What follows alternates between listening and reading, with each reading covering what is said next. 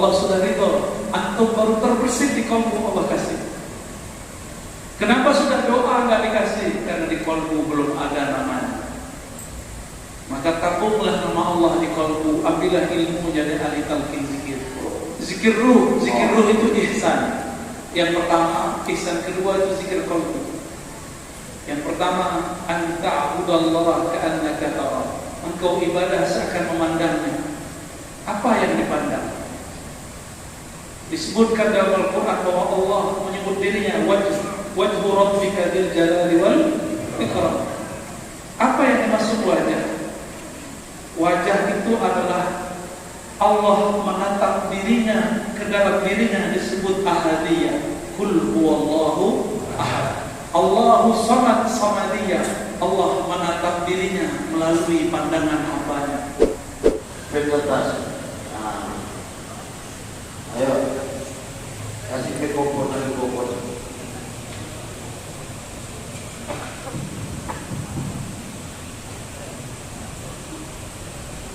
Artinya, jom. Halo. Assalamualaikum warahmatullahi wabarakatuh. Langsung saja, Ustaz. Saya mohon pencerahannya, tolong diberikan keutamaan dari zikir qalbu Ustaz sebagai wasilah bagi kita untuk menjaga dapat ingat pada bulan kita, Ustaz. Terus yang kedua, zikir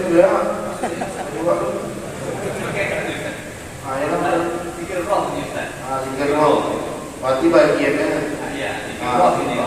Zikir roh ini bahwa wasilah kita senantiasa memandang syahadat. Segala seperti ini bukan terjadi dari Allah. Dia sifat semuanya. Demikian. Assalamualaikum warahmatullahi wabarakatuh. Ya, selanjutnya yang kedua. Ini dekat dari jauh sedikit. Yang waktu bapak yang muda. Jauh bukan orang tua 90 kilo. Mesti itu. Assalamualaikum warahmatullahi wabarakatuh. Saya saudara Buya. Pertanyaan ini menyambung yang tadi subuh di Masjid Kuba. Itu Buya menjelaskan tentang nama rohani. Itu saya mohon nanti itu diserahkan ke siapa? Yang kedua, masalah salawat. Apakah kita perlu seperti bertalqin, berbaikat? Oh, baikat. Ya, baikat. Salawat. Ijazah saya. Ya, ijazah. Ya. Terima kasih, Bu ya. Sama. Beliau juga ahli hadis. Bagi siapa yang mau nanya polemik masa saat ini, karena ada orang yang bukan mencari kebenaran tapi merasa paling benar. Semua orang salah. Dia boleh semua baru muka. Mau tanya ke beliau. Jangan kesalahan. Dia jangan disiarkan. Dia kurang menjaga. Bismillahirrahmanirrahim. Assalamualaikum warahmatullahi wabarakatuh. Ya, saya pengen bertanya. Saya pernah di podcastnya Kiai Kacem FKN Najib bahwa beliau bilang ada istilah wali mastur. Beliau bilang pemimpin-pemimpin kita itu wali mastur. Yang saya mau tanyakan Buya, apakah Jokowi wali mastur? Assalamualaikum warahmatullahi wabarakatuh. Ya, kita nggak pakai suami ya? Ya, pakai suami ya? Ya, kalau dia tinggal besar kamu dia nggak apa-apa.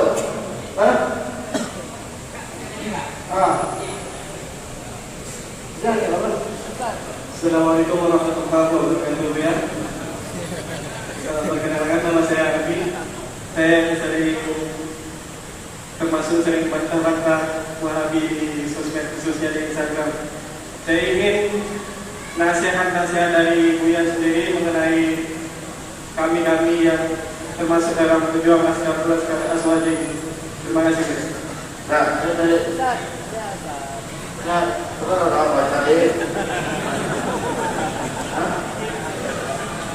Itu kemarin sudah masalahnya. Masalah pecah kan? Nah, yang ini lain. Masa pecah oleh. Jangan berantakan bos. Gimana? Jadi lagi kan? Allah ini. Imam Mai.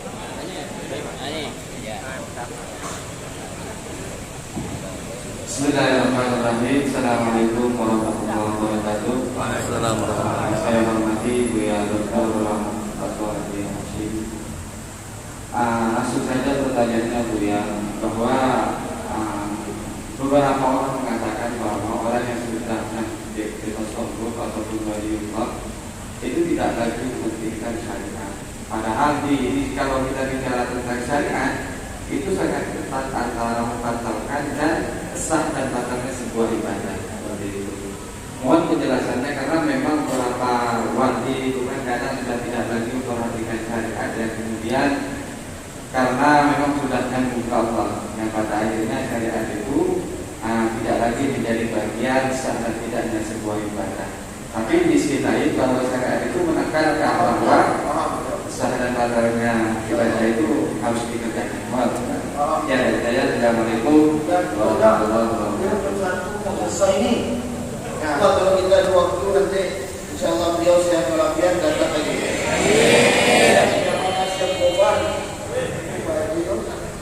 Nah, yang pertama keutamaan zikir qalbu serta zikir roh. Beliau jelaskan insyaallah. Bismillahirrahmanirrahim. Alhamdulillah wassalatu wassalamu ala Rasulullah. Mohon izin para habaib, para masyayikh, saya duduk di sini.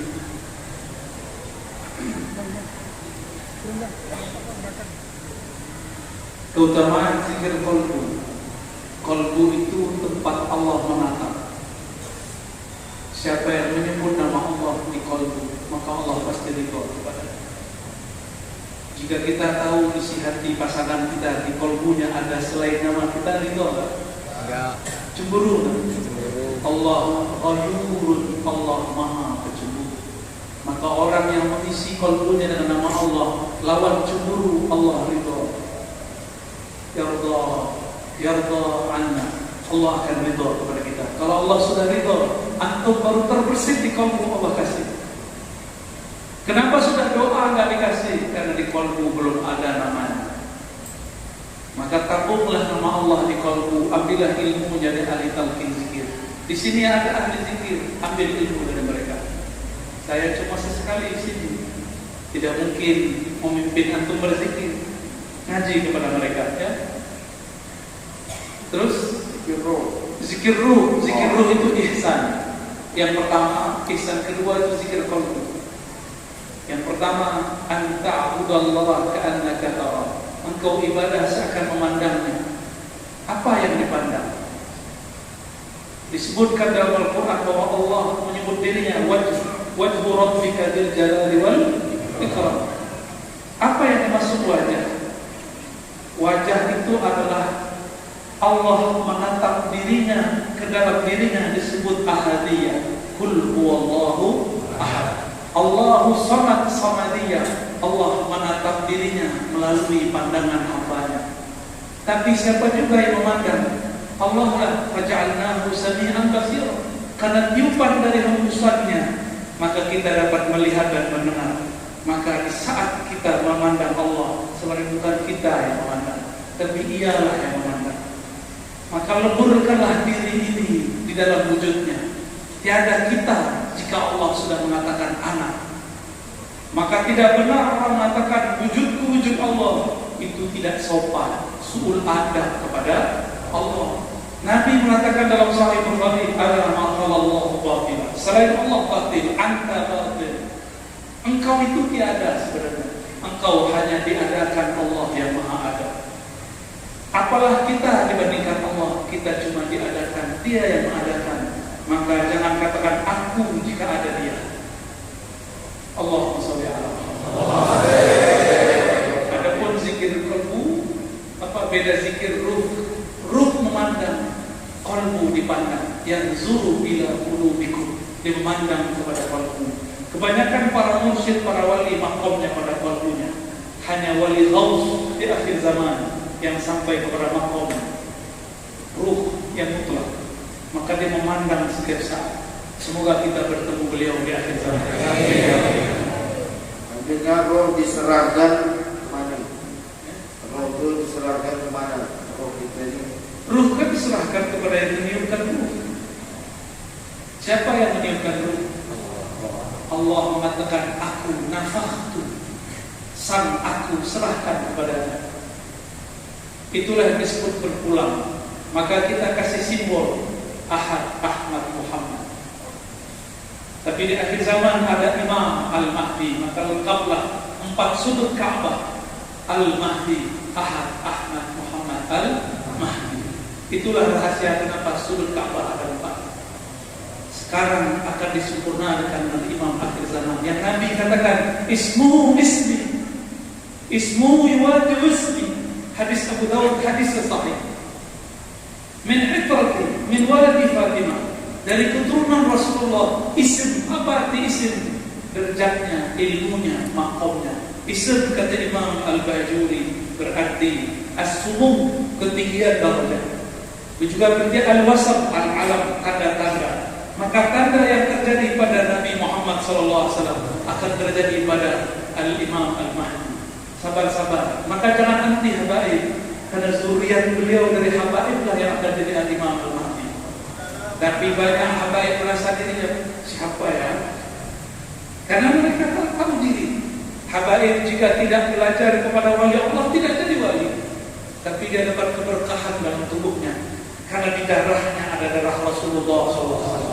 Maka kita cinta kepada mereka, kita takzim kepada mereka.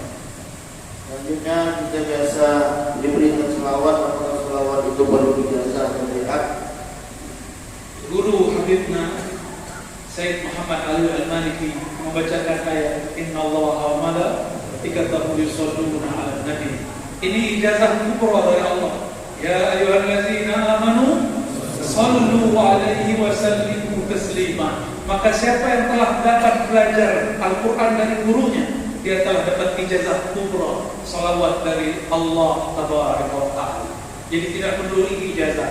Namun kalau antum mau jadi saling jadi murid, carilah mursyid yang akan mengijazahkan. Kemudian selanjutnya beliau pernah dengar dari MHN Najib Wali Masdur. Bagaimana dengan Wali Masdur? Wali artinya kekasih Allah. Ada 7 golongan yang Allah berikan zilnya, bayang-bayang lindungannya, perlindungannya. Yauma la zilla illa zilluh, di saat itu tidak ada lagi bantuan pertolongan kecuali zilluh, bayang-bayang dari Allah Subhanahu wa Ta'ala. Yang pertama Al-Imam. Biasanya Imam Adil itu ketahuan kalau dia sudah turun. Tunggu aja turun dulu, ya. Kalau sudah turun nanti antum akan bilang dia adil atau tidak adil, ya. Maka saya tidak ada komentar karena saya tidak ahli politik. S1 saya akidah, wa falsafah dan hadis 2, dan juga dirasa Islamiyah dari Syekh Hasan Hidayat. Saya bukan ahli politik. S2 saya tentang pemikiran Islam, al-fiqhul Islami. S3 saya tentang al-fiqhul Islami, bukan filsafat. Filsafat cuma S1. Saya lebih banyak khidmah untuk hadis, untuk tasawuf daripada falsafah. Falsafah itu cuma alat untuk memahami beberapa hal. Cabang filsafat itu politik, tapi saya belum masuk ke dalamnya. Karena saya tahu fitnah akhir zaman ada di politik. Saya jauh-jauh dulu dari situ. Jika ada guru kita, habib kita, masyayikh kita terjun ke sana, kita doakan. Semoga mereka dibimbing oleh Allah Subhanahu wa Ta'ala. Jadi saya tidak tahu yang sekarang itu masuk ke mana, ya. Tanya dulu, kalau sudah selesai dulu, ya. Wallahu a'lam bishawab. Selanjutnya adalah memang lagi musim sekarang ini. Apa dia?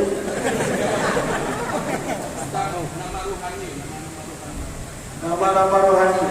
Nama rohani. Rohani ya. Nanti ke Pak Hud, ya. Pak Hud nanti. Kalau kita kenalan, yang pertama kita kenalkan apa? Nah, jika tubuh ini diberi nama oleh ayahanda, maka ruh diberi nama oleh ayahanda ruh. Abu Ruh Sayyidina Muhammad sallallahu alaihi wasallam. Dan beliau punya pewaris di akhir zaman, wali-wali Ghaus, wali-wali kutub. Hanya hanya mereka lah yang dapat izin untuk mengaksesnya. Karena ilmu ruh, ismur ruh itu ma'rifatul ruh yang tidak diberikan kecuali sedikit.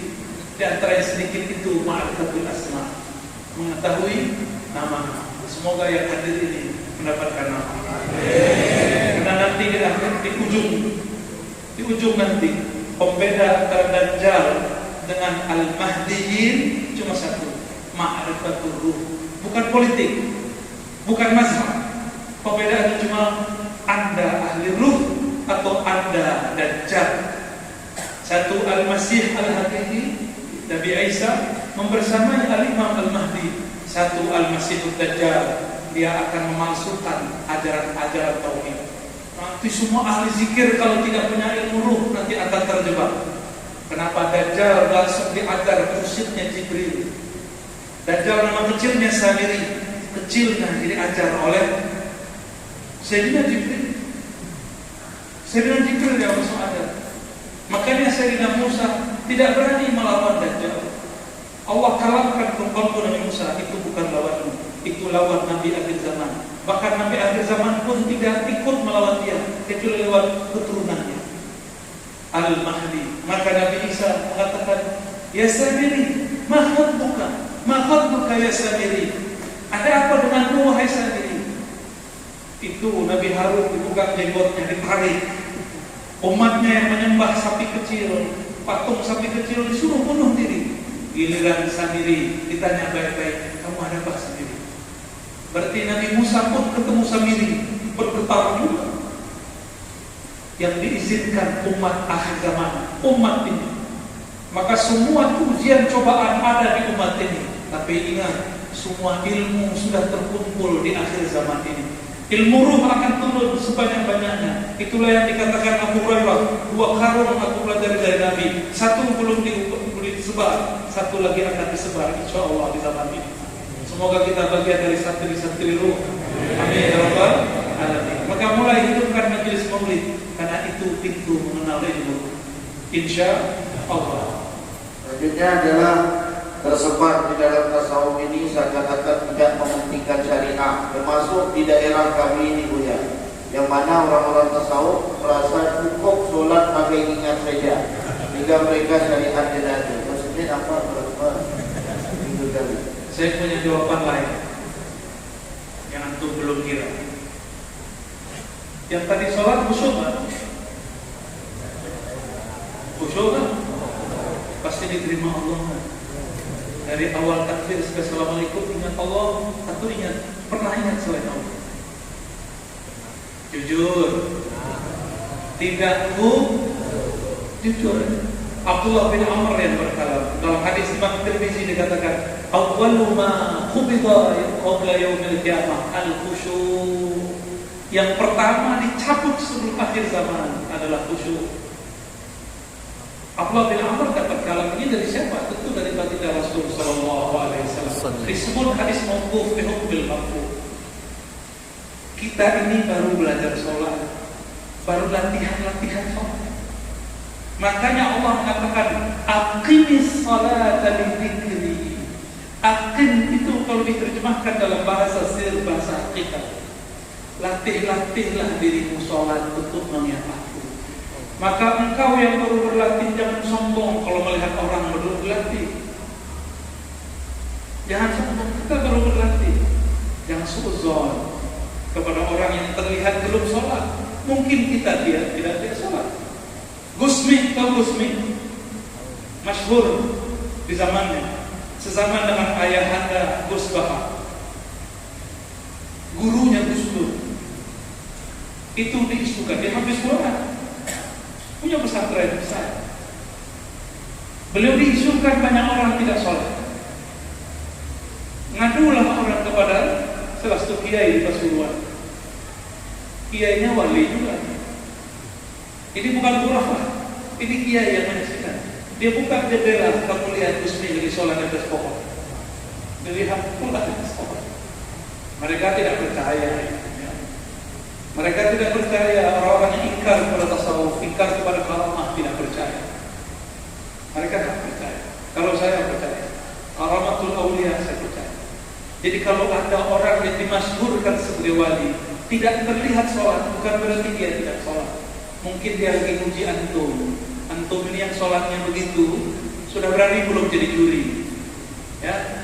Tapi semua ulama ahli tasawuf sepakat. Ilmuna musyayyadun muqayyadun bil kitab wa sunnah. Ilmu kami sangat berkaitan erat dengan Quran dan Sunnah.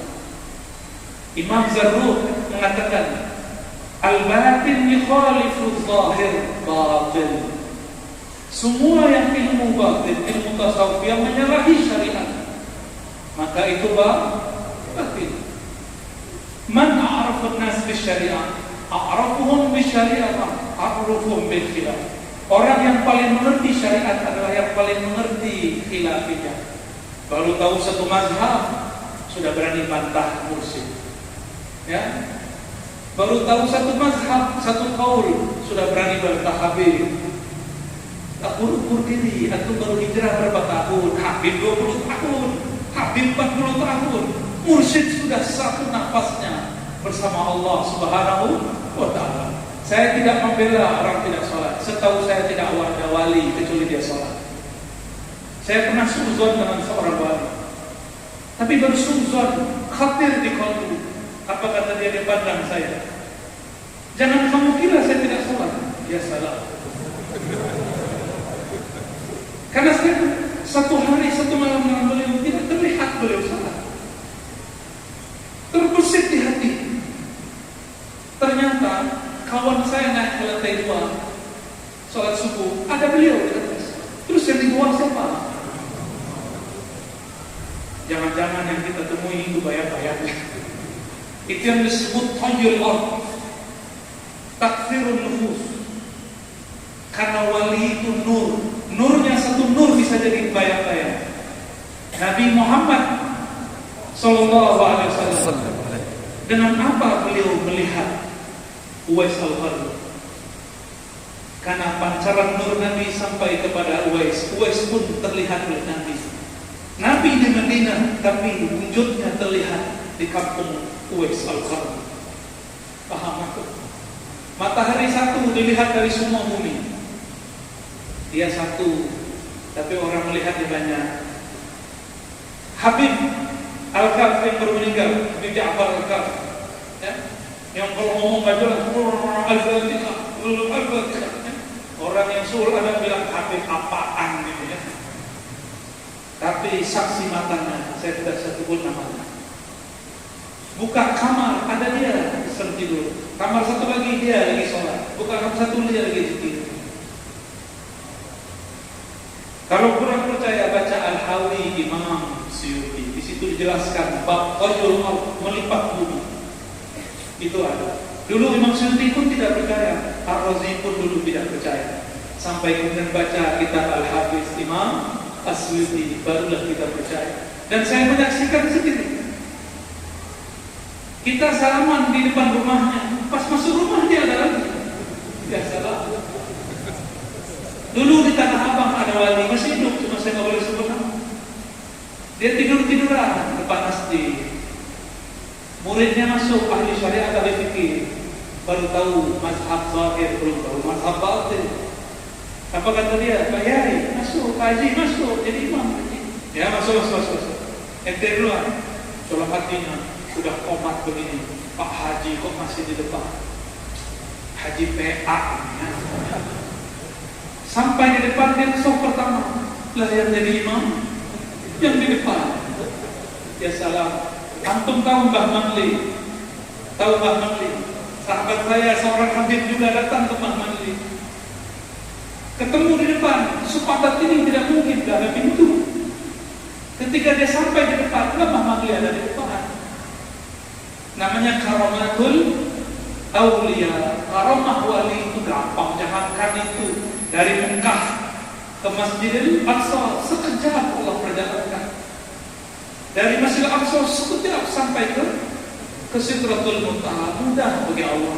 Jangan pikir pakai otak logika yang IQ-nya rendah ini ya. Pikirlah dengan kehebatan Allah Subhanahu wa ta'ala. Semua ulama ahli sunnah ittifaq, ijma', bahwa karamatul aulia wajib dipercaya. Ya, dan tidak ada wali kecuali dia zikrullah, kecuali dia sholat. Cuma mata kita mungkin dia kita. Wallahu a'lam bishawab. Selanjutnya yang terakhir ini pemuda-pemuda grup yaitu yang sering membantah kelompok-kelompok yang salah pikiran. Ya. Nah, bagaimana cara mereka nasihat untuk berjuang aswaja ini dan untuk masa depan mereka? Mari sama-sama kita dengarkan nasihat beliau untuk kita dalam akidah Ahlussunnah wal Jamaah, Asy'ariyah, Maturidiyah. Sampai selesai sampai di sini, mudah-mudahan beliau sehat walafiat. Ada dua jawabannya. Ya. Pertama, untuk yang punya kemahiran dalam ilmu akidah, ilmu fikih, ilmu tasawuf, mengerti hujjah, maka ikuti manhaj Imam Al-Baqillani. Al-Imam Al-Baqillani diprotes oleh sebagian ahli hadis. Beliau ahli hadis. Apa kata sebagian ahli hadis? Kenapa engkau sibuk mengatakan, mengalahkan, mengkritisi kelompok ahli bid'ah? Nanti engkau akan ikut membicarakan bid'ah mereka. Uskut, diamlah. Apa jawaban Imam Al-Baqillani? Baqillani ini murid dari Bahili, murid dari Ibnu Mujahid. Mereka berdua murid daripada Imam Asy'ari. Imam Asy'ari berguru kepada Zakaria As-Saji, As-Saji berguru kepada Ahmad bin Hanbal. Baqillani bawa cerita Ahmad bin Hanbal. Apa kata beliau? Apakah kamu wahai ahli hadis ingin mengalami yang dialami oleh imam kita Ahmad bin Hanbal waktu di Baghdad? Beliau lagi di Baghdad. Maksud itu apa? Imam Ahmad ditanya mengenai suatu perkara, jawabannya lah. Diam, la adri. Akhirnya beliau disiksa, masuk penjara. Padahal beliau bisa jawab. Beliau memahami pesan Imam Syafi'i, tapi terjemahannya ala Imam Ahmad. Imam Syafi'i pernah berkirim surat ke Imam Ahmad. Apa kata Imam Syafi'i? Sebelum beliau wafat tahun 204 Hijriah. Kejadiannya 15-14 tahun setelah beliau berkirim surat. Ya Aba Abdillah Ahmad bin Hanbal, Rasulullah menemuiku, mengunjungiku dalam mimpiku, sekedar menyampaikan salam kepada engkau. Rasulullah berpesan, isbir ala mihnatil Quran. Bersabarlah kau nanti jika ada perseteruan, perdebatan mengenai hakikat Quran, makhluk atau tidak makhluk. Pemahaman Imam Ahmad, sabar itu dia. Tapi Imam Ahmad punya kawan namanya Al-Karabisi, sabar itu harus jawab. Imam Ahmad akhirnya disiksa oleh Khalifah Al-Ma'mun, oleh Khalifah Al-Mutawakkil, oleh Al-Mu'tasim, lalu Khalifah Al-Waqid. 3 khalifah menyiksa beliau. Imam Ahmad itu pakai sarung. Al-Gojonya sangat kurang ajar kepada ulama. Imam Ahmad sedang disiksa, lalu ingin dipermalukan di depan semua narapidana. Sarungnya dicopot. Untung kainnya agak panjang di atas. Maka beliau berkata, ya Allah, sarung ini makhlukmu, izinkan aku memerintahkannya. Wa izari, ya izari, wahai sarungku, tutuplah aurat. Tiba-tiba auratnya menutup sampai kiamat, tidak pernah lagi terbuka di depan musuh-musuh Allah. Karamah Imam Ahmad. Beliau tidak pernah jawab. Karena beliau tidak pernah jawab, tidak pernah komentar, akhirnya beliau kalah. Imam Baqillani mengambil pelajaran besar. Jika kiai-kiai ulama habaib pengecut diam, tidak mau membahas sunnah dan bid'ah, tidak mau mengontar orang-orang yang suka membid'ahkan kita, siap-siap nanti masjid kita digusur, masjid kita hilang, bangunannya ada, masjidnya hilang. Mau? Maka kuatkan guru-guru kita, habib, syekh, kiai, tuan guru, tolong jawab persoalan ini. Jangan diamkan. Tidak usah takut. Saya dulu masih separuh-separuh. sampai tahun 2017 kaki saya masih dua. Enggak enak, nggak mau ribut. Saya kira persoalan selesai kalau ditulis ditaruh di web. Enggak, tulis buku selesai tidak. Ternyata harus infaq billati hiya ahsan. Harus ada aktivitas infaq. Infaq itu aktivitas yang sangat gesit. Tidak boleh nunggu ada orang nanya. Kita yang datang kepada mereka. Kita mulai duluan diskusi. Kalau perlu mulai duluan debat. Cuma saya sudah belajar tasawuf, tidak hobi debat. Maka orang-orang yang berdebat tolong jangan gunakan kata guguk, kata anjing, kata kambing. Debat-debat aja. Saya sudah coba mendebat mereka dengan 1000 dalil 100 hujjah. Mereka tidak terima. Ini mubalah menunjukkan takdir. Karena kita bukan ustadznya, kita tidak akan diterima. Meskipun yang saya bacakan Quran nomor sekian, ayat sekian, hadis Sahih Bukhari Muslim bab sekian, tidak terima. Karena anta lasta ustadzi, kamu bukan ustadzku, kamu bukan manhajku, ente ahli bid'ah. Maka ya sudah, saya pun ganti model. Kalau sekarang kita bahas sunnah bid'ah bukan untuk merat, bukan untuk mengkritisi mereka. Kita membahas sunnah bid'ah untuk memperkuat amalan kita. Sepakat? Maka mohon para hadirin, para kiai, dihidupkan majelis bahsul masail, bahsul kalamiyah, bahsul masail ad-diniyah. Bawa kitabnya. Saya menghidupkan di Jakarta semua majelis kecuali cuma 2 atau 3 majelis, semuanya menggunakan kitab. Semuanya menggunakan kitab. Maka kita buat kitab Sahih Bukhari, Sahih Muslim, kita buat kajian itu. Maka saya berharap para masyayikh menciptakan suasana ngaji kita, ya. Semoga guru-guru kita cepat merespon. Doa dan jamaah mohon karena beliau sendiri jamaah di ramai Islam. Masih beliau capek, jadi salah berat hati ya. Ya, insyaallah tadi beliau dari kalbu sampai ke kalbu. Satu nur beliau panjang semuanya. Ya, maka jamaah mohon dari hati cinta kepada beliau. Insyaallah orang kekasih akan makin kekasih makin datang. Jadi beliau datang lagi. Doa ya. Astagfirullahaladzim, astagfirullahaladzim. Bismillahirrahmanirrahim. Shalli ala sayyidina Muhammad. Ya Allah, sampaikan salam kami pada hari Jumat ini kepada ruh Nabi Muhammad. Allahumma shalli ala ruhi sayyidina Muhammad fil arwah. Ya Allah, sampaikan salam ruh kami kepada ruh ayahanda ruh Nabi Muhammad sallallahu alaihi wasallam. Allahumma shalli ala qalbi sayyidina Muhammad fil qulub. Ya Allah, sampaikan salam qalbu kami kepada qalbu baginda Nabi Muhammad sallallahu alaihi wasallam. Allahumma salli ala jasadi sayyidina Muhammadin fil ajsad. Ya Allah, sampaikan salam dari semua jasad kami. Satu tetes darah di tubuh kami, satu helai rambut di badan kami, kepada tubuh mulia baginda Rasul sallallahu alaihi wasallam. Allahumma salli ala sayyidina Muhammad fi kulli salatin wa salamin. Ya Allah, sampaikan semua salam ridho kami kepada baginda Nabi Muhammad sallallahu alaihi wasallam. Ya Allah yang menurunkan hujan, turunkan rahmat dalam kalbu kami, turunkan cinta dalam diri kami. Ya Allah, meskipun Engkau mengatakan umat ini pasti berikhtilaf, pasti berselisih, jadikan kami umat yang mendapat rahmat Engkau, jadikan kami umat yang mendapatkan kasih sayang Engkau.